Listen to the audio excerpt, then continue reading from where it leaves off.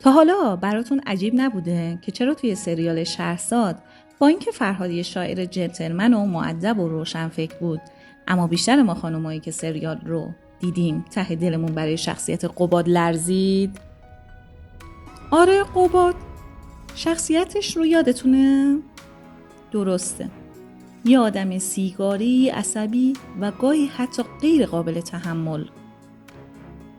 روی کاغذ فرهاد یه مرد ایدئال بود. منظور از ایدئال یعنی امن، مهربون و وفادار. اما تو واقعیت این قباد بود که تونست اون کشش و جاذبه عجیب رو برای ما خانم‌ها ایجاد کنه. ببینید، این فقط داستانه یه فیلم نیستا. این یه باگ عمیق توی روانشناسی ذهن ما خانم هاست. فرهاد به ما زنها حس امنیت رو میداد، در صورتی که قباد حس هیجان رو به همون منتقل میکرد. توی این ویدیو نمیخوام بگم برید و مثل قباد یه آدم سمی باشید، نه اصلاً. میخوام 3 ویژگی رو از دل شخصیت قباد بکشم بیرون که اگه اونها رو یاد بگیرید، حتی با اخلاق خوبتون میتونید یه جذابیت لعنتی رو داشته باشید. بیایید ببینید چرا اصلا ما دخترها عاشق بد بوی یا همون پسر بد میشیم. بخش اول، اشتیاق خام یا همون نگاهه. اولین چیزی که قباد رو از فرهاد متمایز میکرد مدل نگاه کردنش بود که بهش میگن اشتیاق خام یا همون رودزایر. یه لحظه به این صحنه دقت کنید. حالا تو هم سیاه شده. میبینید قباد وقتی داره به شهرزاد نگاه میکنه اصلا نگاهش رو نمیدزده. اون خجالت نمیکشه از این که نشون بده شهرزاد رو میخواد. نگاهش کاملا طلبکارانه و مستقیمه. انگار داره با چشاش میگه تو فقط مال منی یا. خب حالا یه لحظه بیایم کات کنیم رو فرهاد. فرهاد محترمه ها، خیلی هم محترمه. منتها نگاهش انگار داره مدام اجازه میگیره. یه نگاه محتاط که انگار میترسه نکنه طرف مقابلش داره معذب میشه. نکته روانشناسی ماجرا دقیقاً همینجاست. ما زنها به طور ناخودآگاه جذب مردی میشیم که جرأت خواستن ما رو داشته باشه. مردی که وقتی نگاهمون میکنه سنگینی نگاهش رو حس کنیم. فرهاد عشقش رو لای شعراش پنهون میکرد. شادم از آوای تو، فصل گرما، گرمیش از قلب من. در صورتی که قباد عشقش رو فریاد میزد. پس درس اولی که یاد میگیرید اینه که وقتی کسی رو دوست دارید باید مثل یه مرد به چشاش نگاه کنید، نه مثل یه پسر بچه‌ای که کار اشتباهی کرده. بخش دوم، غیر قابل پیش بینی بودن یا همون ترن هواییه. دومین راز جذابیت قباد چیزیه که ما بهش میگیم شکستن الگو. فرهاد با تمام خوبیاش فرد به شدت قابل پیش بینی بود. شهرزاد میدونست که فرهاد فردا هم مهربونه، پس فردا هم شعر میخونه و هفته بعد هم براش گل میاره. این قشنگه ها، اما اصلا جذاب نیست. میترسم دست تنها باشی. چشم، امر شماست شهرزاد خانم. مغز ما انسان ها عاشق معماست و فرهاد متاسفانه هیچ معمایی نداشت. اما قباد چی؟ تو این خراب شده چرا یه چیکه آب خوردن پیدا نمیشه؟ یه لحظه با تمام وجود از شهرزاد حمایت میکرد و خودشو به آب و آتیش میزد. اما لحظه بعد قهر میکرد و میرفت توی لاک خودش. این رفتار سینوسی باعث میشه مغز طرف مقابل مدام درگیر بشه. هی با خودش بگه الان دوستم داره؟ چرا الان سرد شد؟ چیکار خوندم خوشحال بشه؟ نمیگم روان پریش بشید، نه، اما درس همینجاست. اگه همیشه در دسترس باشید، اگه همیشه بگید چشم، اگه همیشه موافقت کنید، شما میشید مثل فرهاد، یه آدم کسل کننده. الان با خودتون میگید پس باید چیکار کنیم؟ باید گاهی نبگید، گاهی سر به سرش بذارید. بعضی وقتها غیر قابل دسترس باشید تا ارزش بودنتون، ارزش وجودتون بالا بره.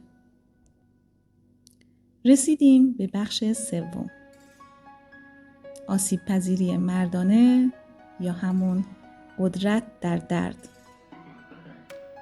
میدونید مهمترین نکته چیه؟ صحنه هایی بود که قباد گریه میکرد یا التماس میکرد. شاید با خودتون بگید مگه مردم گریه میکنه؟ این که ضعف نشون دادنه. اما صبر کنید، یه فرق خیلی بزرگی هست بین ضعیف بودن و نشون دادن درد. این صحنه معروف رو نگاه کنید. همینطوری اینجا نرم. گناه من این وسط چیه؟ دیگه خاطرتو میخوام. تو رو نه، چون حتی دلم نمیاد دست کنم. توی این صحنه قباد به شهرزاد میگه تنهام نذار. در اصل اون داره میگه من بدون تو هیچی نیستم. میدونید چرا این صحنه برامون دافعه نداشت؟ چون قباد یه شخصیت یاغی و سرکش بود که جلوی هیچ کس سرخم نمی‌کرد جز یه نفر، شهرزاد، زنی که عاشقش بود. این برای ما زنها یعنی قدرت نهایی، این که یه دیو فقط جلوی ما تبدیل به یک کودک بشه.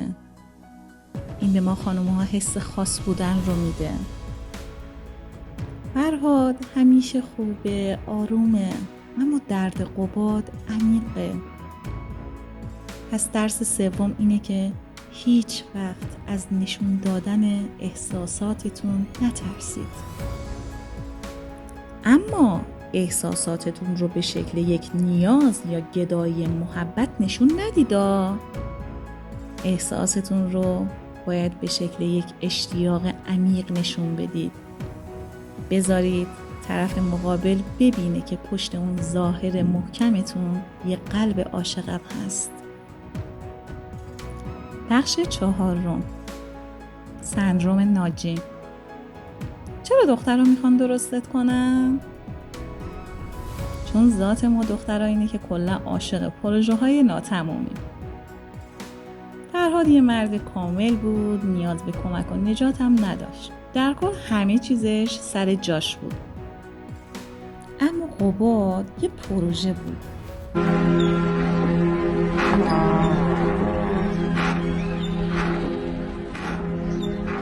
یه آدم شکسته که نیاز به تعمیر داشت. غریزه مادری و مراقبتگری تو ما زنها باعث میشه که ناخودآگاه بخوایم ناجی اینجور مردها بشیم. به خاطر همینم شهرزاد حس میکرد که فقط اون میتونه قباد رو آدم کنه، که این بهش حس قدرت میداد. البته حواستون باشه ها، این لبه تیغه. قرار نیست خودتون رو بدبخت نشون بدید تا کسی دلش براتون بسوزه ها. اما باید بدونید که بی‌نقص بودن بیش از حدتون باعث میشه که طرف مقابل حس کنه نقشی توی زندگی شما نداره. خب بالاخره رسیدیم به جمع‌بندی کلی و نتیجه گیری. ته بازی چی میشه؟ فرهاد شخصیت سالمی داشت، اما ابزارهای کشش جنسی رو بلد نبود. در عوض قباد شخصیت سمی و بیماری داشت، اما ناخودآگاه زنها را هدف قرار میداد. خب حالا با این تفاسیر برنده واقعی کیه؟ مردی که اخلاق و تعهد فرهاد رو داشته باشه، اما جسارت، نگاه و غیر قابل پیش بینی بودن قباد رو.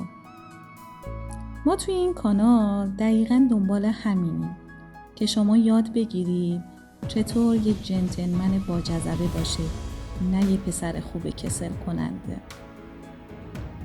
حالا شما به هم بگید کدوم رو انتخاب میکنید، تیم قباد یا تیم فرهاد؟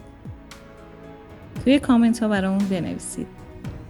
اگه میخواید رازهای بیشتری از زبان بدن و جذابیت رو یاد بگیرید، ممنون میشم ویدیو رو لایک کنید